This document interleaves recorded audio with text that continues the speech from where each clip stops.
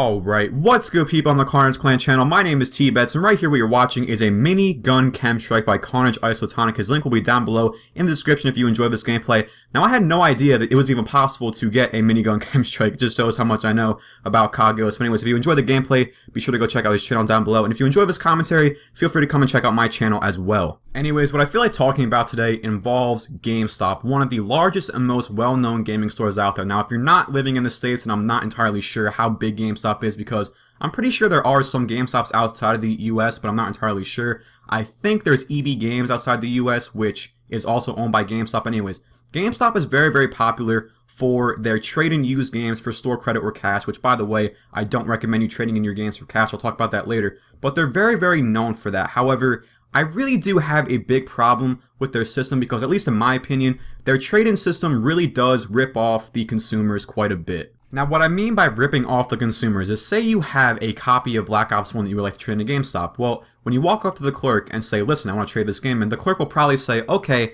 we'll give you $5 for it. Now, it's kind of a bummer because that $5 is only store credit. It's not even cash. If you ask for cash, you'd be getting even less money for your game. But anyways, he'll take your game for $5 in store credit, and then he will put it on the shelf and put a price tag on it of $25. He marked up your copy, your used copy of Black Ops 1 by 500%.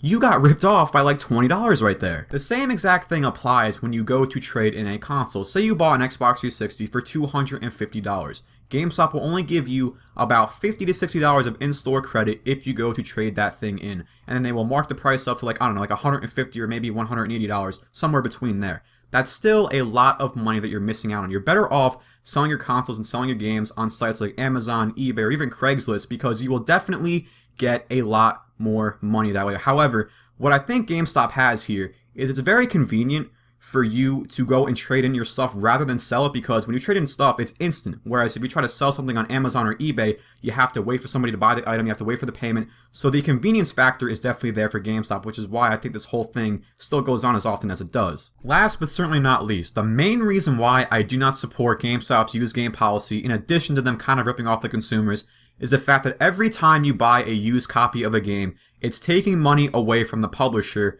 if you bought the game new. For instance, GameStop always tries to push their used games on people because, let's face it, they're a little bit cheaper. But I would rather spend the extra $10, $20 on a game that's brand new if it meant that the money was going towards the publisher, because the publisher made the game. So therefore, if you want to buy the game, the publisher kind of deserves your money because, let's face it, they made you want to buy their game. And if they get more money from you, then chances are they can use the money that they get from you to improve their future games or improve their current games. This certainly was not an attack on GameStop or anybody who enjoys their stores, because at the end of the day, these are just my thoughts, and most average consumers probably wouldn't be thinking about it as much as I do, because let's face it here, I'm kind of a nerd for thinking about all these things, but you know what? It's just the way I think. I really can't help it. But anyways, if you enjoy GameStop and you enjoy those policies, then by all means keep using them, because there's no point in changing something that works for you. Anyways, if you enjoyed this gameplay, be sure to go check out KARNAGE Isotonic's channel. His link will be down below in the description. And if you enjoyed this commentary, then feel free to go check out my channel as well. And also be sure to follow KARNAGE Clan on Twitter as well as Instagram. Thank you all so much for watching. Don't forget to rate the video.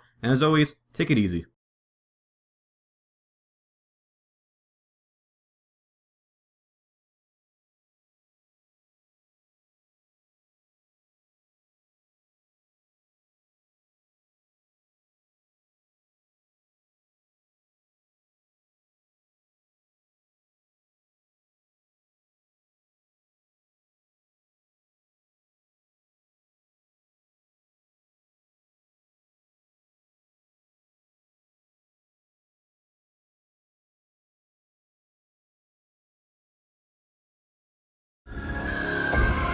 Okay, let's go. Can't nobody come stop like KARNAGE. Ha.